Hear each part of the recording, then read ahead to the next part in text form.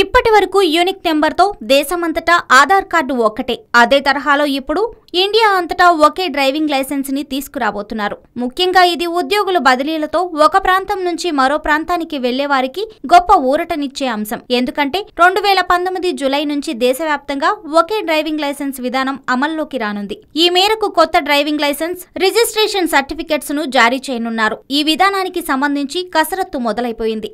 దేశంలోని అన్ని రాష్ట్రాలు, కేంద్రపాలిత ప్రాంతాల్లో ఒకే విధమైన రంగు, ఒకే విధమైన డిజైన్, ఒకే రకమైన సెక్యూరిటీ ఫీచర్లతో కొత్త డ్రైవింగ్ లైసెన్స్ ఆర్సీలను ప్రవేశపెట్టనున్నారు. కార్డు వివరాలను వేగంగా గుర్తించడానికి వీటిల్లో నియర్ ఫీల్డ్ కమ్యూనికేషన్ ఫీచర్ ని కూడా తీసుకురానున్నారు. ఇందుకు సంబంధించిన ప్రక్రియను కేంద్ర రోడ్డు రవాణా మంత్రిత్వ శాఖ ఇప్పటికే మొదలుపెట్టింది. కొత్తగా జారీ చేసే వీటిలో మైక్రోచిప్, క్యూఆర్ కోడులను పొందుపరచనున్నారు. ప్రస్తుతం దేశవ్యాప్తంగా అన్ని రాష్ట్రాల్లో రోజుకి 32,000 కొత్త డ్రైవింగ్ లైసెన్సుల జారీ లేదా రెన్యువల్స్ జరుగుతున్నాయి. రోజుకు 43,000 వాహనాలు కొత్తగా రిజిస్టర్ లేదా రీ రిజిస్టర్ అవుతున్నాయి. వీరందరికీ కూడా కొత్తగా ప్రవేశపెట్టిన డ్రైవింగ్ లైసెన్స్ ఆర్సీలను రవాణా శాఖ జారీ చేయనుంది.